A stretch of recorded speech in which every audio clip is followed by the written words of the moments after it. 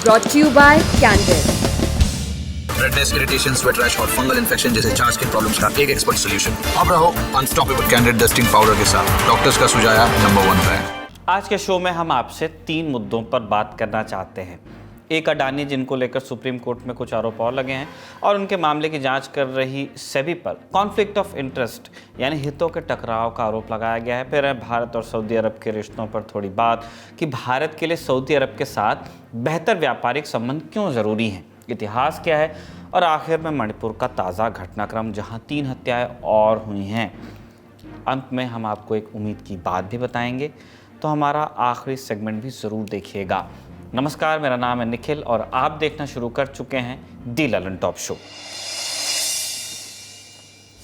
बात शुरू करते हैं अडानी से। अडानी पर हमने कुछ दिनों पहले के शो में बताया था कि पत्रकारों के एक संगठन ने अडानी समूह पर बहुतेरे आरोप लगाए थे। आरोप थे कि अडानी समूह शेयर्स में छेड़छाड़ कर रहा है, लेकिन अब सुप्रीम कोर्ट में मामला पहुंचा है, तो मामले में हुई है एक रोचक बढ़त, डेवलपमेंट है। एक याचिकाकर्ता हैं अनामिका जायसवाल। उन्होंने अपनी याचिका में एक एफिडेविट दाखिल किया है। बार एंड बेंच की खबर के मुताबिक इस एफिडेविट में कुछ बातें प्रमुखता से लिखी गई हैं।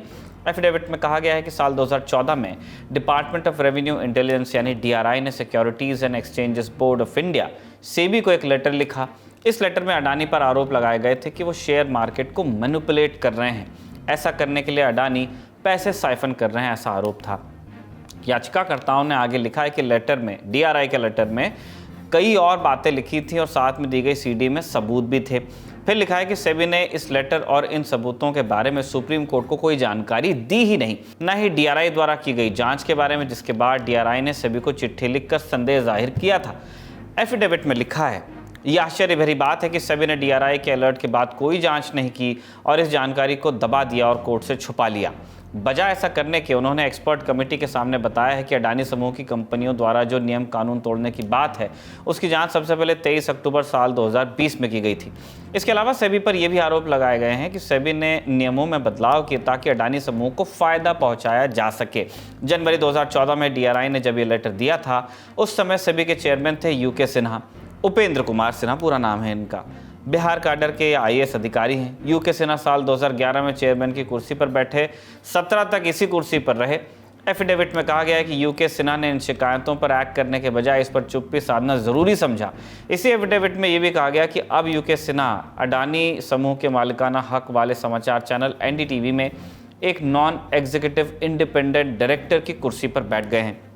बता देंगे, साल 2022 में जब अडानी समूह ने एनडीटीवी का अधिग्रहण कर लिया था, उसके कुछ दिनों बाद सिन्हा इस पोस्ट पर आए। लेकिन अडानी समूह के साथ उनकी कहानी यहीं नहीं रुकती है। साल 2023 में एनडीटीवी में एक दूसरी महत्वपूर्ण पोस्ट पर बैठे सिन्हा, ये थी इंडिपेंडेंट डायरेक्टर की पोस्ट। लेकिन इस पूरी बहस को देखने का एक और नज़रिया हो सकता है कि आप कहें कि उपेंद्र सिन्हा भले सेबी में उस समय थे, लेकिन जब सुप्रीम कोर्ट ने हिंडनबर्ग मामला सामने आने के बाद सेबी को इंडिपेंडेंट जांच का आदेश दिया, उस समय तो उपेंद्र सिन्हा सेबी में थे नहीं। अब सेबी आराम से जांच कर सकता है। उपेंद्र वहाँ पहले थे, अब नहीं। लेकिन एक और संबंध और उससे जुड़ा समीकरण है जिसको लेकर इस एफिडेविट में आरोप लगाया गया है, और उसे देखने पर स्थिति थोड़ी और गंभीर लगने लगती है। इंडिया टुडे की रिपोर्ट के मुताबिक इस एफिडेविट में यह भी कहा गया है कि अडानी समूह की जांच करने में सेबी के हितों का टकराव हो सकता है, अंग्रेजी में कॉन्फ्लिक्ट ऑफ इंटरेस्ट जिसे कहा जाता है। ऐसा है अडानी के बेटे करण अडानी की वजह से। रिपोर्ट के मुताबिक करण अडानी का ब्याह हुआ है साइरल श्रॉफ की बेटी से। अब साइरल श्रॉफ कौन है? एक लॉ फर्म है साइरल अमरचंद मंगलदास, बड़ी नामी, वहाँ पर मैनेजिंग पार्टनर हैं। लेकिन एफिडेविट के मुताबिक वो सेबी की कॉर्पोरेट गवर्नेंस की कमेटी के भी सदस्य हैं। यही कमेटी है जो इनसाइडर ट्रेडिंग जैसी गतिविधियों पर नज़र रखती है या उनकी जांच करती है। आपको बदेस भाषा में समझा दें, एफिडेविट कहता है कि गौतम अडानी के समधी सेबी के जांच संबंधी कमेटी में हैं। ऐसे में अगर ये सारी बातें सही हैं तो सेबी, यूके सिन्हा, साइरल श्रॉफ और करण अडानी के बीच जो संबंध नजर आ रहे हैं वो और संदेहास्पद दिखने लगते हैं।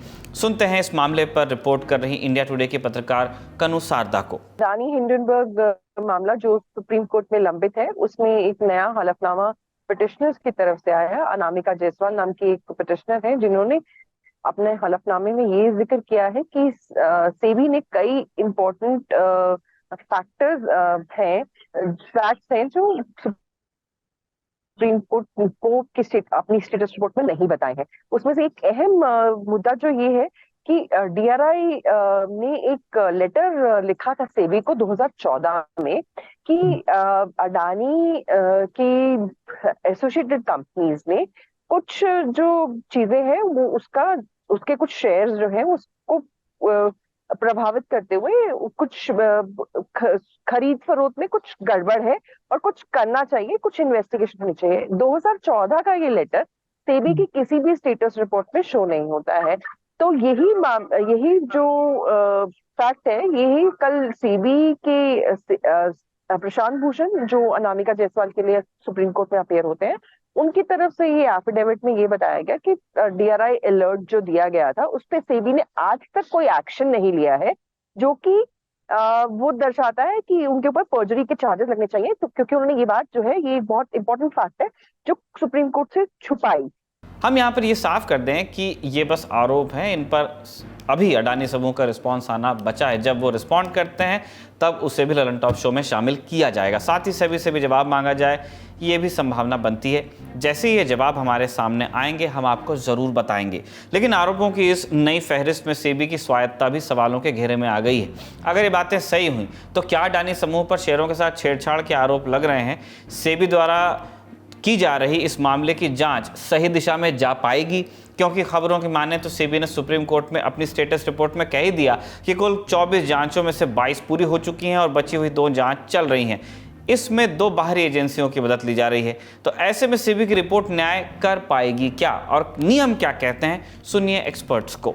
तो DRI का जो मामला था ओवर इनवॉइसिंग ये सब को लेके, उसमें पूरी तरीके से DRI ने प्रोब किया था और अदानी ग्रुप पे कुछ आरोप भी लगे थे, लेकिन उस चीज का वो मामला सुप्रीम कोर्ट तक गया था और सुप्रीम कोर्ट में भी अदानी ग्रुप के हित में ही फैसला सुनाया गया था। तो अभी ये चीज बहुत मुश्किल है कहना कि सेबी को अलर्ट दिया गया, उसने देखा नहीं देखा या उस पर क्या कार्रवाई करेगी, क्योंकि ये एक ऐसा मामला है जिसमें सुप्रीम कोर्ट भी फैसला सुना चुकी है और अदानी ग्रुप के हित में सुना चुकी है। और अक्सर हम देखते हैं कि एक बार जब सुप्रीम कोर्ट फैसला सुना चुकी है तो कोई भी रेगुलेटर, भले वो सेबी हो, RBI हो, उस चीज को वापस नहीं देखेगा, क्योंकि उसको पता है कि सुप्रीम कोर्ट ने इसका फैसला सुनाया हुआ है।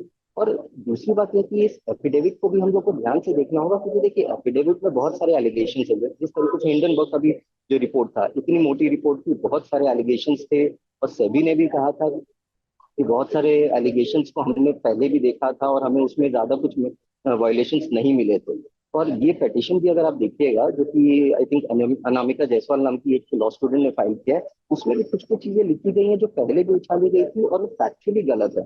उसने एक वन ऑफ द एलिगेशन जो है उसमें ये लिखा गया है कि सिरिल श्रॉफ जो है वो एक सेबी कमेटी जो कॉर्पोरेट गवर्नेंस नॉर्म्स बनाती है उसके मेंबर है और वही इन्वेस्टिगेट कर रही है। और देखिए सेबी जो है एज ए रेगुलेटर वो बहुत सारी कमेटी बनाती है, बिकॉज कभी भी कोई नया कानून बनाना है, कोई भी नई पॉलिसी लानी है, तो SEBI outside experts, market participants को एक साथ लाती है, कमेटी बनाती है और वो सेबी को राय देती है कि भाई इस तरीके से कानून बनने चाहिए, इस तरीके से पॉलिसी बनना चाहिए। लेकिन कमेटी इन्वेस्टिगेट नहीं करती। अब इस एफिडेविट में लिखा गया है कि सिविल शॉप एक कमेटी के मेंबर हैं जो कॉर्पोरेट गवर्नेंस के नियम बनाती है और वो इन्वेस्टिगेट करती है। ये सरासर गलत आरोप है। सेबी कमेटी के मेंबर्स को इन्वेस्टिगेशन नहीं करना, ये आउटसाइड एक्सपर्ट्स है, ये सेबी के लोग नहीं होते। इन्वेस्टिगेशन हम, इसीलिए बहुत सारे एलिगेशन जो लगाए गए हैं वो हमें एक प्रॉपर एनालिसिस करके देखना होगा, ना कि सीधा मान लेना कि ये एलिगेशन है तो ये सही होंगे। अब चलते हैं दूसरी बड़ी खबर पर, जो भारत और सऊदी अरब के बीच हुए कई अहम समझौतों से बनी है। G20 समिट में हिस्सा लेने आए सऊदी अरब के क्राउन प्रिंस मोहम्मद बिन सलमान ने प्रधानमंत्री मोदी के साथ द्विपक्षीय बैठक की है। ये उनकी राजकीय यात्रा भी थी। 11 सितंबर को यह बैठक दिल्ली के हैदराबाद हाउस में हुई। फोटो और वीडियो वायरल हैं, लोग अपने हिसाब से चला रहे हैं, लेकिन इसी मौके पर इस मीटिंग का फलसफा जानना ज़रूरी है। दोनों देशों के बीच बहुत सारे समझौते हुए हैं, एनर्जी, डिफेंस, बिजनेस और हेल्थ को लेकर। ध्यान देने वाली बात यह है कि ये समझौते तब हुए हैं जब 2 दिन पहले ही G20 समिट में भारत, मिडल ईस्ट, यूरोप के बीच इकोनॉमिक कॉरिडोर का ऐलान हुआ था। द्विपक्षीय बैठक के बाद प्रधानमंत्री मोदी ने इस कॉरिडोर की चर्चा करते हुए कहा कि इससे सिर्फ भारत और सऊदी अरब आपस में नहीं जुड़ेंगे, बल्कि एशिया, पश्चिम एशिया और यूरोप के बीच आर्थिक सहयोग, ऊर्जा के विकास और डिजिटल कनेक्टिविटी को बढ़ावा मिलेगा। इस कॉरिडोर के बारे में हमने कल के ललन टॉप शो में बीते हुए कल के बताया था। आगे की कहानी शुरू करेंगे डील से। दोनों देशों के बीच कितने समझौते हुए? कुल 45, उससे अधिक हैं वैसे। दावा सामने आया है कि इन समझौतों के लागू होने से दोनों देशों के बीच आर्थिक संबंध और अधिक मजबूत हो जाएंगे। साथ ही इससे निवेश में भी तेजी आने की संभावना जताई गई है। बीबीसी की रिपोर्ट के मुताबिक सऊदी अरब के निवेश मंत्री खालिद अल फलीह ने बताया कि सऊदी गुजरात में एक इन्वेस्टमेंट फंड का दफ्तर भी खोल सकता है। दरअसल सऊदी क्राउन प्रिंस ने साल 2019 में भारत में $100 अरब निवेश करने की घोषणा की थी। द्विपक्षीय बैठक में दोनों देश इसी निवेश को लाने के लिए साझा टास्क फोर्स के गठन पर भी तैयार हुए हैं। भारत और सऊदी अरब का संबंध वैसे काफ़ी पुराना है। सन 47 में ही दोनों देशों के बीच डिप्लोमेटिक रिलेशंस बनने शुरू हो गए थे। 1955 में सऊदी अरब के किंग सऊद बिन अब्दुल अजीज़ पहली बार 17 दिन के लंबे दौरे पर भारत आए थे। इसके बाद अगले साल तत्कालीन प्रधानमंत्री जवाहरलाल नेहरू वहां पर गए। उसके बाद इंदिरा गांधी गईं, फिर मनमोहन सिंह भी गए। फिर प्रधानमंत्री बनने के बाद पहली बार साल 2016 में नरेंद्र मोदी भी सऊदी अरब गए। साल 2019 में जब प्रधानमंत्री मोदी ने सऊदी अरब का दूसरा दौरा किया तो उसी दौरान भारत सऊदी अरब स्ट्रेटेजिक पार्टनरशिप काउंसिल SPC बनाने का ऐलान हुआ। इस काउंसिल का गठन महत्वपूर्ण क्षेत्रों में सहयोग बढ़ाने के उद्देश्य से किया गया था। इसके बाद बीते हुए कल दोनों देशों के बीच इस काउंसिल की पहली लीडर्स मीटिंग भी हुई। पिछले कुछ सालों में भारत और सऊदी अरब के रिश्तों में क्या बदलाव हुआ है, अब आइए वो समझते हैं। भारत और सऊदी के संबंध 2014 के बाद काफी तेजी से बढ़े हैं। बहुत सारे उसमें नए नए चेंजेस आए हैं, जैसे कि पहले डिप्लोमेटिक एंड पॉलिटिकल जो कॉन्टैक्ट्स थे, एंगेजमेंट्स थे, वो स्लो थे। फॉर एग्जांपल 2008 में या 10 में मीटिंग्स हुई थी, लेकिन उसके बाद अगर अभी आप देखें तो प्राइम मिनिस्टर मोदी 2 बार सऊदी अरब का विजिट कर चुके हैं और क्राउन प्रिंस मोहम्मद बिन सलमान भी 2 बार इंडिया आ चुके हैं। उसके अलावा भी कई बार प्राइम मिनिस्टर मोदी और क्राउन प्रिंस सलमान मिल चुके हैं दूसरी मल्टीलैटरल फोरम्स, जैसे G20 अभी इंडिया प्रेसिडेंसी कर रहा था। इससे पहले कहीं और जहां भी G20 प्रेसिडेंसी हुई है या UN जनरल असेंबली की मीटिंग हुई है, उसमें भी मीटिंग्स होती रही हैं। तो बहुत ज्यादा तेजी से डिप्लोमेटिक और पॉलिटिकल कॉन्टैक्ट्स बढ़े हैं। उसके अलावा अगर हम देखें सिक्योरिटी और डिफेंस के रिलेशंस, वो भी बहुत तेजी से इंप्रूव किए हैं। अगर आप इकोनॉमी की बात करें, एनर्जी की बात करें या और भी स्ट्रैटेजिक इश्यूज की बात करें, मिडिल ईस्ट में, वेस्ट एशिया में या इंडिया के सराउंडिंग एरियाज में, इंडियन ओशन रीजन में, सो बहुत सारी चीजों पे भारत और सऊदी के जो संबंध हैं वो एक दूसरे से बढ़े हैं। नाउ अगर हम देखें ये G20 का जो सऊदी अरब का पार्टिसिपेशन है G20 में, कल प्राइम मिनिस्टर मोदी ने भी कहा कि सऊदी अरब का बहुत ही इंथुजियास्टिक पार्टिसिपेशन रहा G20 में। सऊदी अरब एक बड़ा G20 इकोनॉमी देश है, बहुत तेजी से इकोनॉमी इसकी इम्प्रूव कर रही है, जैसा भारत की भी कर रही है। तो ये 2 देश एक नेचुरल पार्टनर हैं। आप अगर देखें अमॉन्ग कंट्रीज जो G20 के मेंबर्स हैं, बड़े इकोनॉमीज हैं, इनमें ये 2 देश एक नेचुरल पार्टनर हैं और इनके बहुत सारे इंटरेस्ट हैं जो अलाइन कर रहे हैं, इंक्लूडिंग इन कनेक्टिविटी। सऊदी अरब भारत का चौथा सबसे बड़ा ट्रेडिंग पार्टनर भी है। पहले 3 नंबर पर अमेरिका है, चीन है और संयुक्त अरब अमीरात, US, चीन, UAE। दोनों देशों का बिजनेस भी लंबा चौड़ा है। साल 2022-23 में भारत के कुल अंतर्राष्ट्रीय व्यापार का 4.5% से ज़्यादा सऊदी अरब के साथ हुआ था और ये व्यापार प्रतिशत पिछले कुछ सालों में बढ़ा है। व्यापार की बात आ रही है तो कुछ लेन देन के आंकड़ों पर हम नज़र डाल सकते हैं। बीते साल सऊदी से हमने करीब 3.5 लाख करोड़ का आयात किया और लगभग 89,000 करोड़ का निर्यात किया। आम भाषा में कहें तो हमारे बीच व्यापार बढ़ तो रहा है, लेकिन हम खरीद ज़्यादा रहे हैं, बेच कम रहे हैं। भारतीय अर्थव्यवस्था पर नज़र रखने वाली संस्था centre for monitoring Indian economy CMIE के आंकड़े बताते हैं कि पिछले 20 सालों में भारत और सऊदी अरब के बीच सबसे खराब व्यापारिक संतुलन है। व्यापार घाटा बढ़ता जा रहा है। पिछले साल जो व्यापार हुआ उसमें आयात निर्यात के बीच ये सबसे बड़ा गैप है। करीब 2.5 लाख करोड़ का व्यापार घाटा है ये। इस सदी की शुरुआत में हम 4-5 सालों तक सरप्लस में भी रहे थे, यानी हमने खरीदने से ज़्यादा सामान बेचा था। ये क्यों है इसे भी समझ लीजिए। भारत सऊदी अरब से मुख्य रूप से कच्चे तेल का आयात करता है। हमारे कुल आयात में एक बड़ी हिस्सेदारी इसी की है, करीब 3.25 लाख करोड़ के आसपास। ये तब है जब हमने सऊदी से पेट्रोलियम प्रोडक्ट्स खरीदने में कमी की है, क्योंकि हम रूस से भी ले रहे हैं। CMI के ही अनुसार साल 2009-10 में सऊदी अरब से हमारे कुल आयात में 90% हिस्सेदारी पेट्रोलियम की थी, जो अब 78% के करीब है। अभी भी कम नहीं है। भारत सऊदी के बीच इन समझौतों और व्यापार की अहमियत क्या है, अब विशेषज्ञों से समझिए आप। अगर आप भारत और गल्फ के या गल्फ के किसी भी देश के आप पिछले 30 साल के का डाटा उठा के देखेंगे ट्रेड का, तो हमेशा बैलेंस ऑफ ट्रेड वो इंडिया के अगेंस्ट रहा है। उसकी एक बहुत ही बेसिक वजह है, इंडिया इन सारी कंट्रीज से, जो गल्फ कंट्रीज हैं, स्पेशली सऊदी अरेबिया से बहुत सारे क्रूड ऑयल और गैस आयात करता है, और इसकी वजह से आप देखेंगे तो बैलेंस ऑफ ट्रेड हमेशा उनके फेवर में रहता है। अगर आप देखें पिछले 20 से 25 साल के का डेटा उठा के देखें तो 50 से 60% इंडिया की जो तेल का आयात है वो इन देशों के जगह से आता है, यहां से आता है, सऊदी अरेबिया से, UAE से, कुवैत से, कतर से, ओमान से, बहरैन से। तो इस वजह से हमेशा से आप देखेंगे कि भारत का एक्सपोर्ट कम होता है, इंपोर्ट ज्यादा होता है, क्योंकि हम बहुत सारा तेल खरीदते हैं। लेकिन अगर आप तेल की मात्रा को हटा कर देखेंगे, जो कि तकरीबन टोटल ट्रेड में, टोटल बायलैटरल ट्रेड में तकरीबन 50-60% उसका हिस्सा होता है, अगर वो आप हटा के देखेंगे तो इंडिया ज्यादा निर्यात करता है, आयात कम करता है, स्पेशली फूड प्रोडक्ट्स का, स्पेशली एग्रीकल्चरल प्रोडक्ट्स का, स्पेशली हेवी मशीनरीज का, और फिर सर्विसेज का भी। एक और इसमें एक इंटरेस्टिंग पॉइंट है, इंडिया के बहुत सारे लोग इन कंट्रीज में रहते हैं। सऊदी अरबिया में तकरीबन 2.5 मिलियन इंडियंस रहते हैं, वहां काम करते हैं। वो लोग भी वहां जो अर्न करते हैं वो रिमिटेंसेस के तौर पे भारत वापस आता है। तो अगर आप ओवरऑल देखें, बायलैटरल ट्रेड, इन्वेस्टमेंट, रेमिटेंसेस, सारी चीजों को मिला के देखें, एनर्जी सिक्योरिटी की बात करें अगर, तो ये किसी भी तरह से भारत की कंप्लीट डिपेंडेंसी या बैलेंस ऑफ ट्रेड नेगेटिव, ये कंप्लीट पिक्चर नहीं देता है। इसको एक कॉन्टेक्स्ट में, एनर्जी सिक्योरिटी के कॉन्टेक्स्ट में समझना होगा और समझना चाहिए। आखिरी खबर मणिपुर से है। मणिपुर में पत्रकारों पर केस किया गया था। ये पत्रकार एडिटर्स गिल्ड ऑफ इंडिया के पदाधिकारी थे। एडिटर्स गिल्ड एक ऐसी संस्था है जो भारत में पत्रकारों और पत्रकारिता संस्थानों के काम धाम पर नज़र रखती है। उनकी वेबसाइट के हिसाब से बात करें तो इसके दो प्रमुख उद्देश्य हैं: भारत में प्रेस फ्रीडम की रक्षा करना और दूसरा अखबारों और पत्रिकाओं की एडिटोरियल लीडरशिप का स्टैंडर्ड बढ़ाना।